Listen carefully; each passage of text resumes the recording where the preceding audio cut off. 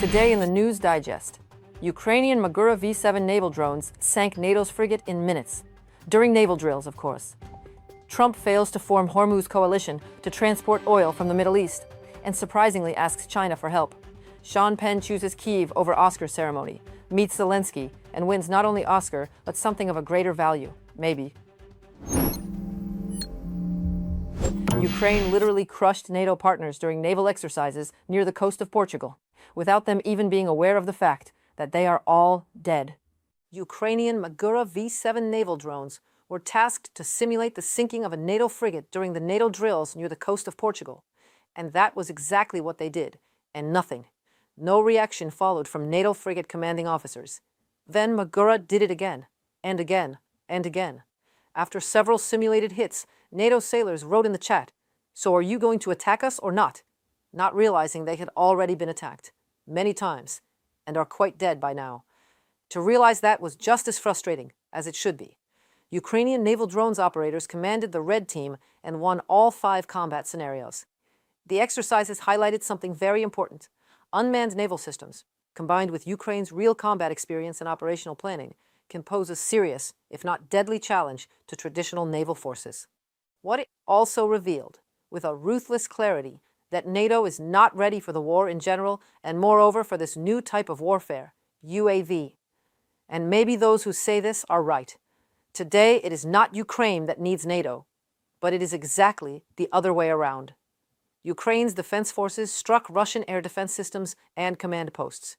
The unmanned systems forces of Ukraine hit the Tor M1 surface-to-air missile system in the temporarily occupied territory of Luhansk region, as well as another Tor system near in the temporarily occupied territory of Zaporizhia region. In addition, as General Staff has confirmed, a radar station belonging to an S-300 air defense system was struck near the temporarily occupied territory of Donetsk region. Also, units from Ukraine's defense forces struck Russian command posts. Russia has claimed, not without a reason, that about 300 Ukrainian drones attacked the country during the past day alone, including 65 UAVs that were heading towards Moscow. The Ministry of Russian Terror claims that Russian air defense destroyed as much as 280 Ukrainian UAVs over the territories of 7 Russia's oblasts and the Moscow region. The Kremlin's domestic mouthpieces, like for example RIA Novosti Media, reports multiple restrictions introduced at 3 major Moscow's airports. According to calculations, the UAV attack on Moscow was the largest since the beginning of the year. Stop Russia means stop many different wars all over the world, stated Zelensky in an interview with Israeli I-24 News. Russia still has deep interests in the Middle East. The president of Ukraine noticed that the Kremlin was an ally of the former Syrian regime and remains an ally of the current Iranian regime. While under attack, Iran is striking back. The countries of the Middle East are not fully prepared to repel such massive assaults, but Ukraine knows how to help using cheap and highly effective drones interceptors. So, Zelensky underlined the importance of a dialogue. The Israeli team connected with us and said, "What about to speak with Prime Minister?" My team said, "Yes, we are ready." What will be your message to the Prime Minister when you speak?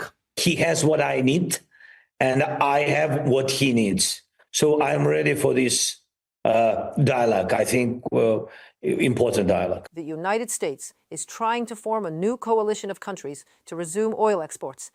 Donald Trump plans to unblock the Strait of Hormuz by force. This was reported by Axios. Trump hoped to announce the formation of the Hormuz coalition last week, but encountered refusal by G7 countries. Their leaders urged Trump to end the war as soon as possible. Trump assured them that the situation there was improving and that commercial vessels in the Strait of Hormuz should resume operations. That same night, at least 2 tankers were set on fire off the coast of Iraq. Then U.S. President called this, it's a quote, unfair. It's a little unfair. You know, you win a war, but they have no right to be doing what they're doing. Donald Trump has threatened to delay his upcoming summit with Xi Jinping if China refuses to help unblock shipping in the Strait of Hormuz. While the summit between the American and Chinese leaders is scheduled for the end of this month, its status is now in doubt. Trump stated that China must intervene, noting that the country receives 90% of its oil from the Middle East. Meanwhile, China is strengthening its cooperation with Iran and Russia. More in the next story for you. According to experts, there are too many contradictions between China and the United States for relations between the states to stabilize in the short term.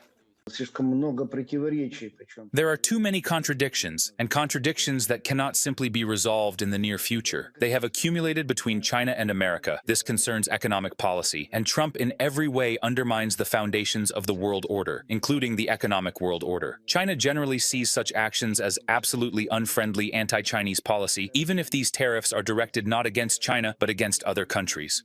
One of the leading contradictions between Beijing and Washington remains Taiwan. After more than a 2-week pause, China has again intensified military activity around the island. Taiwan records the appearance of Chinese military aircraft and ships near its borders. Beijing regularly increases pressure on the island, while the United States remains Taiwan's main security partner. According to Reuters, a large U.S. arms package for Taiwan is already ready for approval by Donald Trump and may be signed after his trip to the People's Republic of China. Recall that earlier Xi called on Trump to exercise caution in the matter of arms sales to the island, which Beijing persistently considers its territory. At the same time, China is strengthening cooperation with Russia and Iran. In Tehran, they stated that Moscow and Beijing are providing the country with military support. This topic became the subject of a sharp dispute in the UN Security Council, where the Russian Federation and China opposed increased pressure on Iran over its nuclear program. U.S. Representative to the UN Mike Waltz accused Moscow and Beijing of seeking to protect Tehran.